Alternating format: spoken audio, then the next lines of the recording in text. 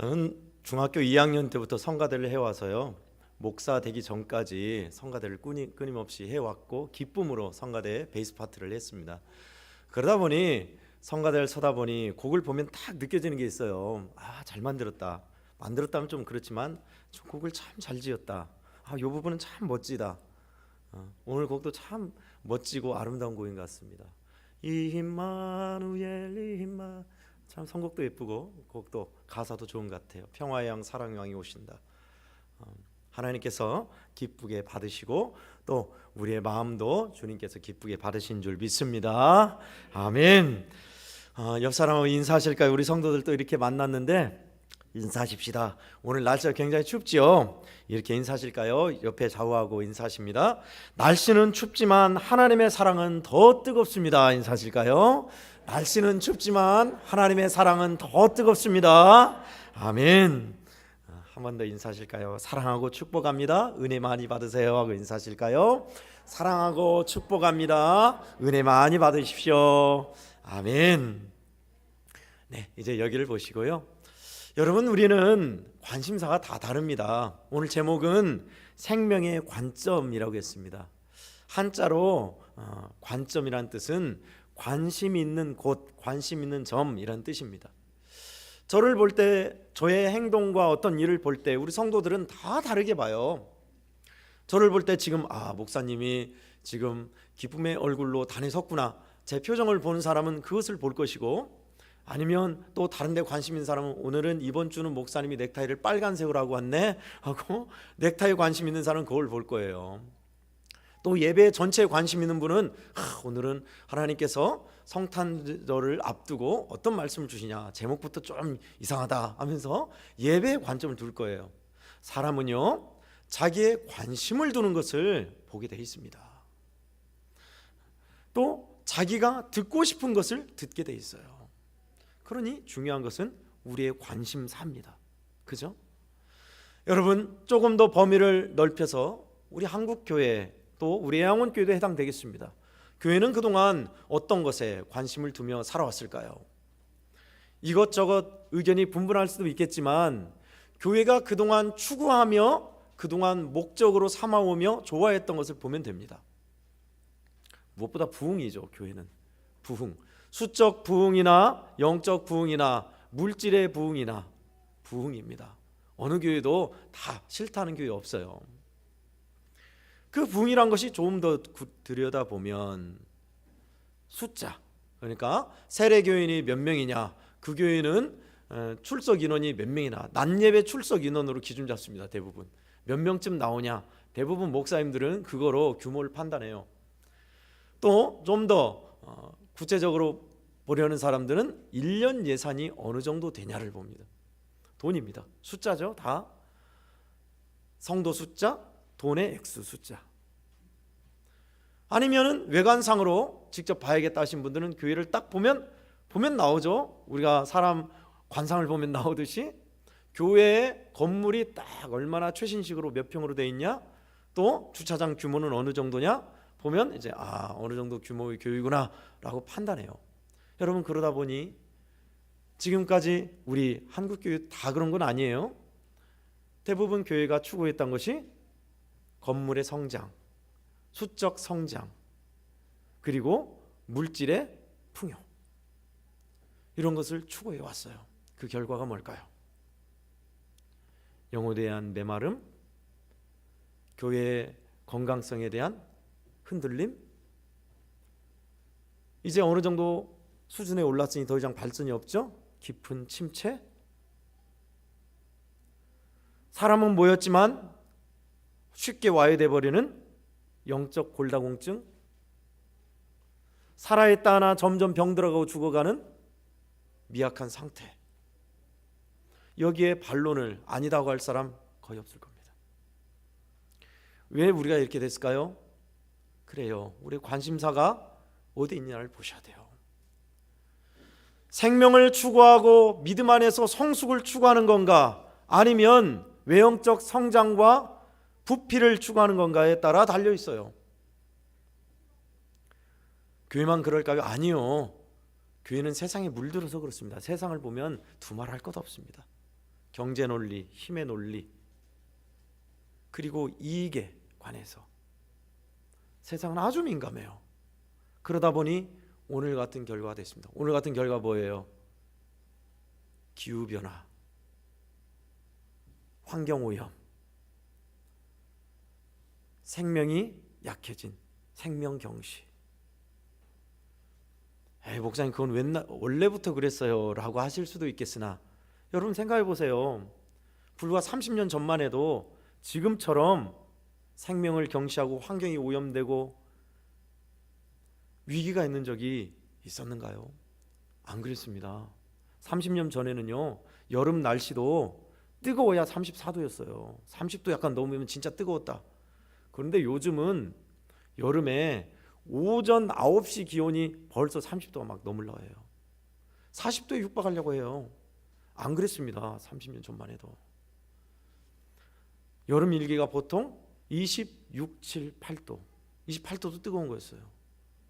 우리가 알게 모르게 지구 환경은 확 변했어요. 환경만 변했습니까? 환경이 변하다 보니 동식물 생태계가 흐려졌어요. 쉽게 이야기해서 지렁이가 다 없어지면 그냥 없어졌나가 아니에요. 지렁이를 먹고 사는 새가 없어지고 벌이 없어지고 결국 우리에게 생명의 위협으로 다가와요. 생태학자들은 얘기합니다. 앞으로 제가 많이 잡았어요. 2, 3년 내에 지구 환경을 돌리지 않으면 회복이 어려울 것이다 했어요. 회복이 어렵다는 것은 자멸로 간다는 뜻입니다. 우리하고 직접 상관이 없어 보이죠. 그런데 여러분, 그 환경에 우리의 생존과 관계가 있고 교회도 역시 똑같이 영향받고 있습니다.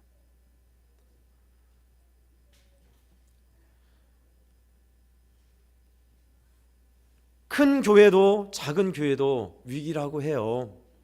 2,000명 이상 모이는 교회도 부피는 컸지만 말씀드렸듯이 골다공증에 걸렸어요.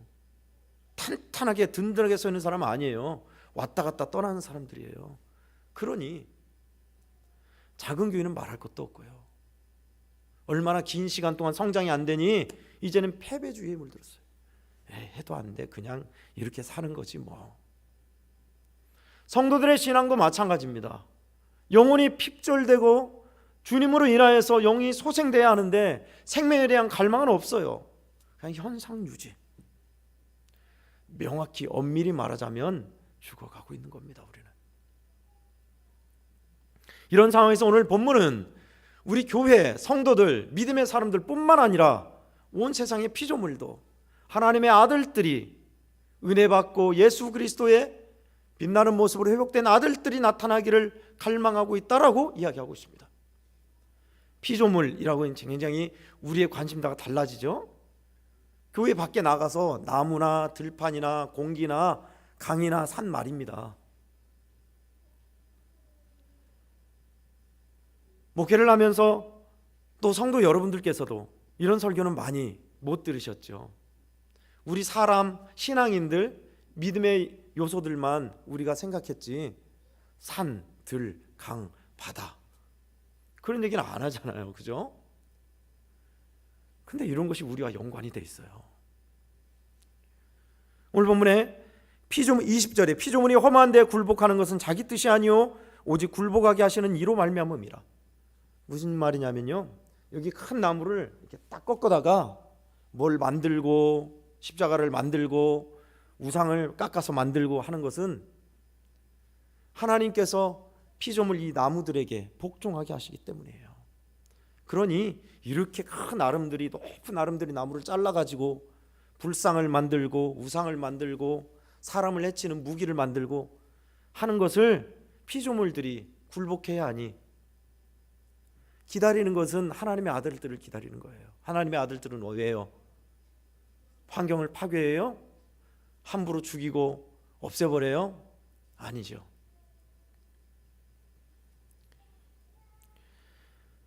피조물도 썩어짐의 종로를 탄데 해방되기를 원한다라고 하고 있습니다. 21절에 바로 그 말이에요.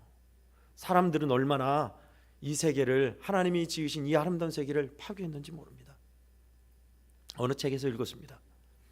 요즘은 가축을 많이 키우니까 사료되는 옥수수가 필요하잖아요. 또 햄버거를 많이 먹으니까 햄버거에 패트라고 하는 그 다진 고기가 필요하니까 소를 많이 키워야 하잖아요. 그럼 어떻게 해요? 당연히 목초지가 필요하고 넓은 들판이 필요해요. 재배할 수 있는. 넓은 들은 한정되어 있습니다. 그럼 어떻게 해요? 산을 개간해야 돼요. 수천 년 동안 낙엽이 쌓이고 썩고 비옥했던 그 산을 나무를 다 베고 나서 옥수수를 심어요. 잘 되죠. 엄청 잘 됩니다. 어마어마하게 풍요로워요. 옥수수를 심어서 정말 잘 된다고 그래요. 그러나 그것도 3년 5년 내입니다. 그 이후로는 안 된다고 그래요. 양분을 다 빨아먹어서요? 아니요. 수천 년 동안 쌓였던 부엽토, 비옥한 땅이 있어서 땅이 옥수수를 키우는데 비가 오고 태양을 그대로 받기 때문에 그 양분이 다 쓸려간다고 그래요. 그러면 나머지는 척박한 땅만 남는 거예요. 그러면 사람들은 어떻게 할까요? 농약을 하고 비료를 뿌려요. 땅은요 더 황폐화됩니다. 거금은 만족하게요. 그렇게 황폐해진 땅이 공기와 수분을 잡지 못해서 비가 그쪽을 지나가요. 내리질 못하고. 그럼 어떻게 될까요? 사막이 되는 겁니다. 이렇게 연관이 있어요. 이익을 위해서 피조물을 함부로 했던 경제 논리, 이익의 논리, 힘의 논리에 따라 하다 보니 우리의 환경 피조물이 그렇게 지구가 망가졌고 우리에게 위협까지 됐어요. 사막은 점점 넓어지고 있습니다. 우리도 극한에 뭐 추우면 히터 틀면 되고 더우면 에어컨 틀면 되지. 있는 사람은 그럴 수 있어요. 없는 사람들은요. 이제는 생존의 위협까지 왔습니다. 우리하고 먼 얘기라서 오늘 본문의 말씀 피조물 얘기를 하는 것이 아닙니다. 우리의 관심사가 이제는 생명에 있어야 돼요. 생명에 대한 배려, 생명에 대한 경외심 말입니다. 그래서 자연을 보호하자, 녹색신학으로 가자 그런 얘기 아닙니다. 성도 여러분, 교회의 생명, 여러분 한 사람 한 사람의 육신의 생명뿐만 아니라 우리 신앙의 생명력 말입니다. 우리의 관심 거기 있어야 돼요. 어떻게 하면 내 영혼이 살까? 어떻게 하면 내 믿음과 신앙을 지켜낼까? 하나님의 은혜 안에서 내 영혼이 소생될 수 있는가? 여기에 관심 있어야 돼요. 우리는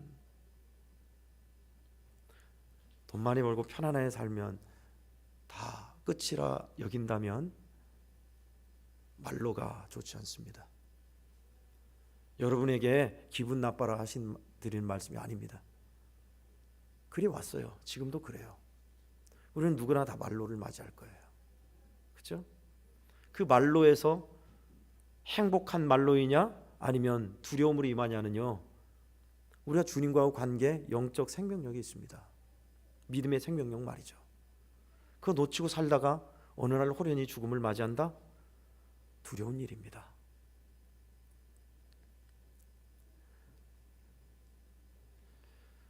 두 가지 교훈을 함께 나눴으면 좋겠습니다. 주님이 우리에게 보여주신 것처럼요, 우리의 관심사도 그래야 돼요. 한 영혼이 얼마나 귀한지 생명에 대한 사랑이 필요합니다. 따라하겠습니다. 생명에 대한 사랑이 필요합니다. 아멘. 예수님은 누가복음 9장 35절에서 우리가 잘 아는 말씀 하셨어요. 너가 온 천하를 얻고도 생명을 잃으면, 목숨을 잃으면 무슨 소용이 있으리요 하셨습니다. 그러니 내 영적 생명뿐만 아니라 육신의 생명도 마찬가지예요. 온 우주보다 내 생명은 귀해요. 사실 당연한 말이죠. 여러분, 그렇다면요, 나뿐만 아니라 여러분 옆에 있는 분도 그래요. 여러분 옆에 계신 분도 이 우주보다 더 귀한 생명과 가치를 갖고 있다는 것 동가잖아요. 동등한 가치입니다.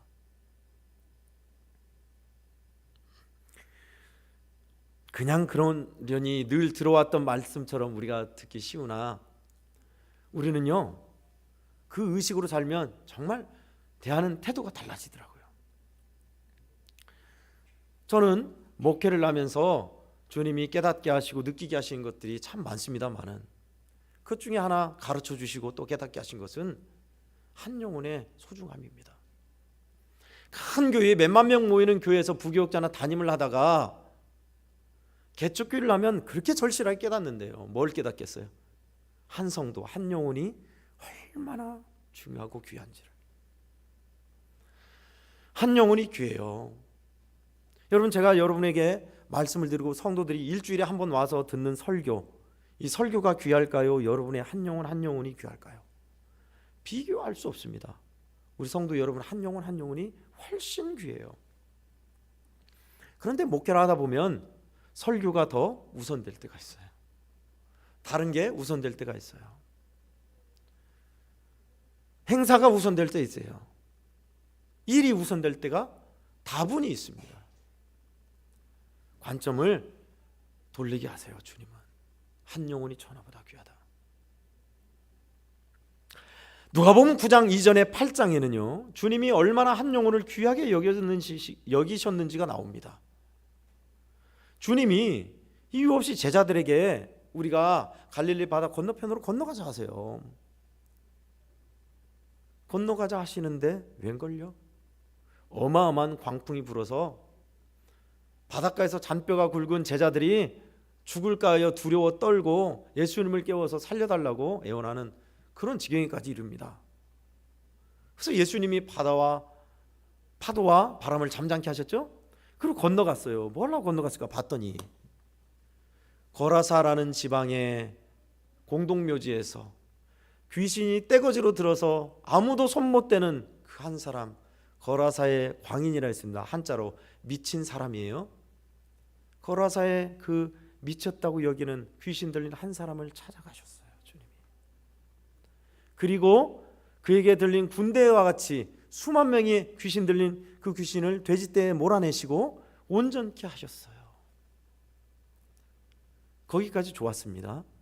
그런데 거라사 지방의 사람들이 예수님께 와서 이게 뭔 일이요? 하고 와서 하는 말이 예수 선생님 우리도 고쳐주십시오. 우리 자녀도 고쳐주십시오. 할 줄 알았는데 여기를 떠나주십시오. 여기 있으시면 안 되겠습니다 했어요. 왜 그랬죠? 한 사람 고치는데 돼지떼가 수십 마리 수백 마리 빠져 죽을 정도면 우리 재산에 문제가 있겠다 라고 생각해서 예수님을 떠나시라고 한 거예요. 주님은 다시 떠나십니다. 여기에 주님의 관심사가 있는 거예요. 여러분, 주님은 그 돼지 큰 놈 모돈 한 마리로 해서 계산해도 억 단위더라고요. 그럴 법도 하죠, 사람들이. 그러나 주님은 거라사 광인 한 사람을 만나러 태풍을 뚫고 오셨고 재산에 관계없이 온전케 하셨어요. 주님의 관심사는 한 영혼이었습니다. 한 영혼을 살리는 거 말이죠. 오늘날 우리에게 심각성이 있는 것은 바로 여기에 있습니다. 생명, 경시, 풍조, 물질이 우선되어서 어떤 나쁜 일이라도 충분한 보상이나 물질을 준다면 선택하고 감행하고 해야만은 그런 풍조 말입니다. 꽤 오래됐습니다만은 지금은 또 다시 조사를 해봐야겠습니다. 청소년들의 정직도를 평가하는 그런 조사가 있었습니다. 그 조사 중에 청소년들에게 질문 중에 당신에게 수십억을 줄 테니 나쁜 짓을 하고 잠깐 감옥에 다녀올 수 있습니까? 물었어요. 예라고 한 대답이 몇 프로였을 것 같아요? 그 대답에서 중고등학생들이 60%가 넘었어요. 그 말은 10명 중에 6명은 돈만 충분히 주면 나쁜 짓 할 수 있다는 소리예요. 아주 오래됐어요. 지금 아마 20대, 30대 초반에 청년이 됐을 겁니다. 그런 사회예요. 우리가 지금 그런 사회 살고 있어요. 물질과 경제 힘의 논리에 의해서 생명의 논리, 함께 살아야 할 공존 공영의 논리, 그 사상이 무너지고 있어요. 억만금을 준다 해도 사람 해치는 일 못합니다. 안 됩니다. 그런 의식으로 살았었는데 이제 그게 무너졌다는 거예요. 무너져가고 있는 이 세상에 주님은요 우리에게 생명에 대한 배려, 생명에 대한 사랑을 말씀하십니다. 우리가 전도 구호로 한 생명이 천하보다 귀하다 하는 그걸 떠나서요, 사실 지금 우리가 거기에 있어요. 이웃이 죽어나가도 관심 없고, 수백 명의 이태원 참사가 있어도 별 감흥도 없고, 즐기고 먹고, 누군가가 아파서 힘들고 어려워도 생명에 대해서 별로 관심 없는, 종신보험 들어가서 죽어야 그 보험금을 타기 때문에 일부러 죽이는 그런 시대에 우리가 있습니다. 이런 시대에 우리 믿음의 사람들이, 교회는 무엇을 잡아야 할까요? 그래요, 생명이 얼마나 귀중한가, 생명이 얼마나 소중한가 말입니다.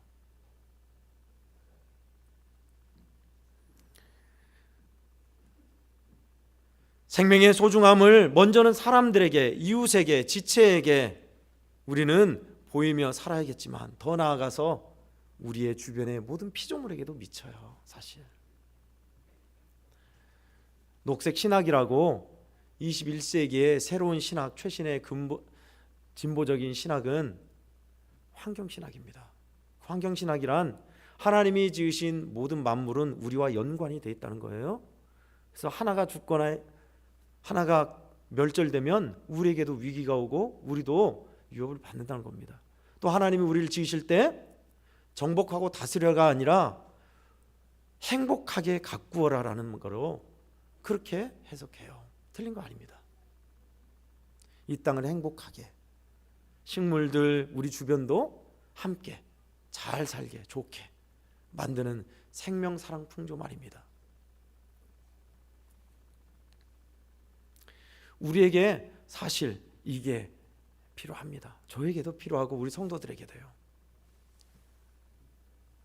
생명을 사랑하는 사람들, 한 영혼이 참으로 귀하게 여겨지고 진짜 그렇게 사는 사람들, 그러면 우리 사회는 지금처럼 이렇게 삭막하거나 차갑거나 냉소주의거나 하지 않을 겁니다. 그 일선에 앞장서는 자리에 누가 있어야 한다고요? 하나님의 아들들, 예수 믿는 우리들, 어린 양을 따르는 우리들, 은혜 받은 우리들, 하나님의 사랑 안에서 진리의 말씀, 복음을 들고 사는 우리들, 그것이 바로 우리들이 보여줘야 할 모습입니다. 사랑하신 성도 여러분, 저와 여러분들이 한 영혼의 귀함을 알고 생명을 사랑하고 배려하는 모습으로 살아가는 그 정신, 그런 삶을 끊임없이 유지하고 채워가기를 주의 이름으로 축원합니다. 아멘. 끝으로 두 번째는요, 예수님은 생명과 평화이십니다 라는 것입니다. 따라하겠습니다. 예수님은 생명과 평화이십니다. 아멘.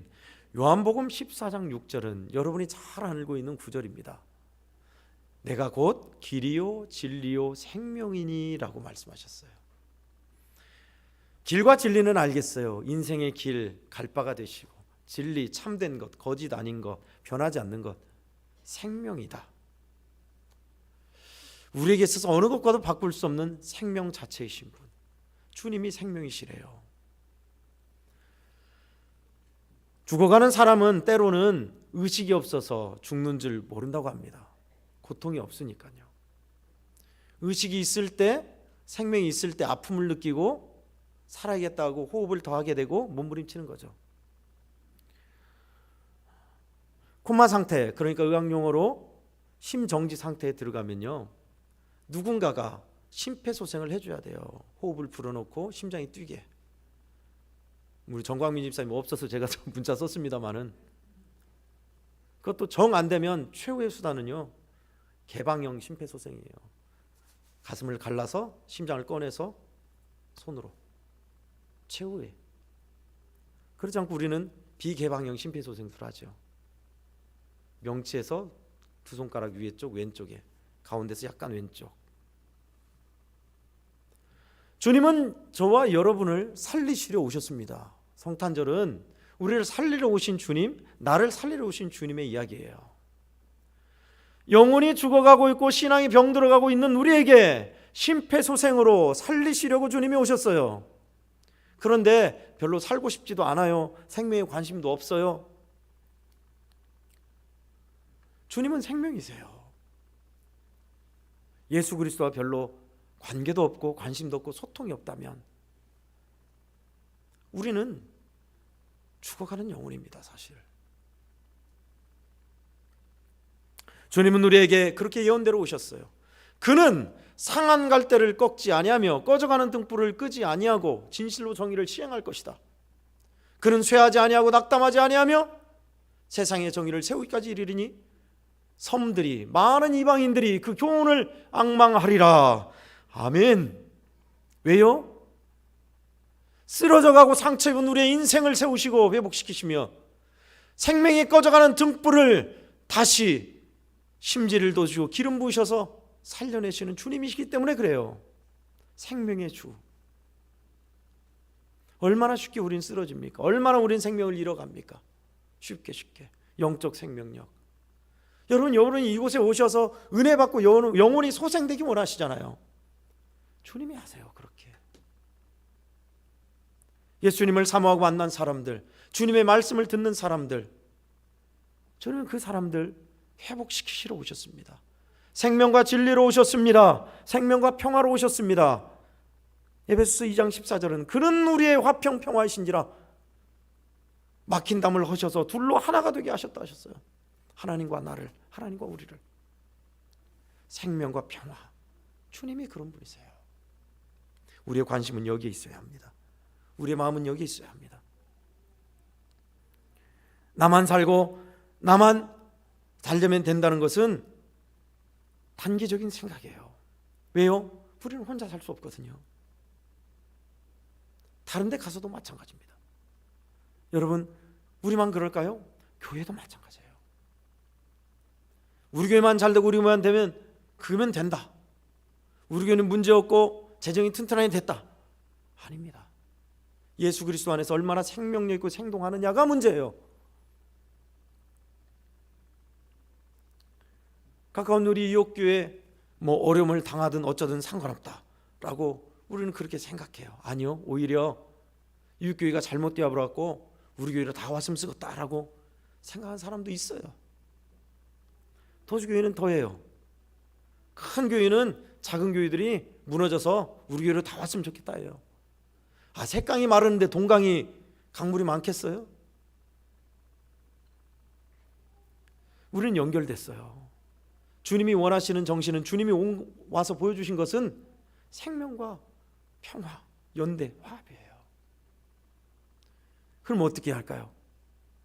하나님, 힘든 우리 이웃을 축복해 주십시오. 하나님, 제가 도와서 함께 할 수 있는 게 없을까요? 하나님, 우리 형제교회가 어려움에 있는데 은혜 안에 든든히 서가게 하나님 역사해 주십시오. 이것이 바로 상한 갈대를 꺾지 않고 꺼져가는 등불을 끄지 않는 주님의 마음입니다. 생명과 평화로 오신 주님, 나에게 그렇게 오셨어요. 성도 여러분, 여러분들에게 그렇게 오셨습니다. 성탄절이 그냥 들떠서 쉬는 날, 1년 중에 마지막 연휴라고 많은 사람들은 생각하지만 우리는 다르죠. 왜 기쁜가? 사람들과 달리 우리는 왜 기쁜가? 성탄절이 도대체 예수님이 이 땅에 태어나신 것과 나는 무슨 상관이 있는가? 성탄의 의미가 내게 진정 성육신의 은혜가 진짜 그렇게 믿어지는가? 여러분 그러세요? 우리는 지난 예수 그리스도 2000년 전에서 지금까지 수천 번의 성탄절을 겪어왔어요. 그러나 그 마음에 성탄에 예수 그리스도의 생명이 없다면 그냥 연휴예요.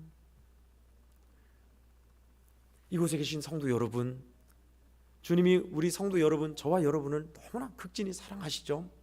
우리의 영혼을 소생시키시려, 살리시려, 영적 심폐소생하시려, 생명에 대한 사랑과 배려, 그리고 생명이 풍성하게 서가게 하시려 주는 그렇게 오셨어요.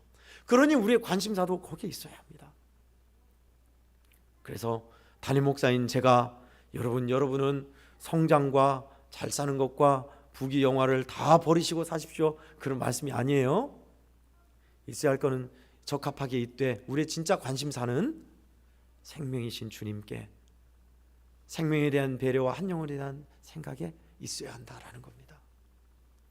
우리의 마음을 아시는 주님께서 오늘 우리뿐만 아니라 피조물들도 기다린대요. 그것을 하나님의 아들들이 나타나기를, 하나님의 아들들이 온전히 서기를, 그래서 회멸되고 파손되고 오염된 이 세상을 좀 살려주기를 기다린대요. 사랑하시는 성도 여러분, 오늘도 귀한 주님께서 이 자리에 있는 여러분의 심령과 삶의 자리를 만지실 거예요. 믿습니까? 아멘. 주님이 만지시면 돼요. 사람들은 안 된다, 우리의 현실은 어둡지만 주님은 우리를 살리기 위해 오셨기 때문입니다. 이러한 생명의 역사가 저와 우리 한국교회 성도들의 삶의 현장에 이번 주에도 우리의 관심사, 생명과 평화이신 예수 그리스도, 한 영혼이 천하보다 귀하다, 우리는 살리는 사람이다, 이 의식으로 사시면 우리 주님이 여러분의 삶에 분명히 그렇게 역사하심을 보게 될 겁니다. 주님을 사랑하고 주님을 기다리는 여러분, 생명과 평화로 오신 주님의 마음 따라서 우리의 관심사도 생명에 관심을 두고 예수 그리스도께 관심 있는 우리 모두가 되기를 주의 이름으로 축원드립니다. 아멘. 하나님 아버지 감사합니다. 주님이 어떤 분이신가, 주님이 왜 어떤 모습으로 우리에게 오셨는가, 우리의 관심사가 어디에 있어야 하는가, 오늘 이 시간 말씀을 통해 배웠습니다. 하나님 아버지, 생명에 관심이 있게 하소서. 한 영혼이 천하보다 귀하다는 주님의 말씀 따라 정녕 그러한 시선으로 보게 하소서. 주님은 우리에게 길이요 진리요 생명으로 오셨습니다. 하나님 아버지, 생명과 평화이신 주님을 따라서 우리도 은혜 받고 그렇게 살아가는 모든 성도들 되게 해 주시옵소서. 예수님의 이름으로 간절히 기도하옵나이다. 아멘.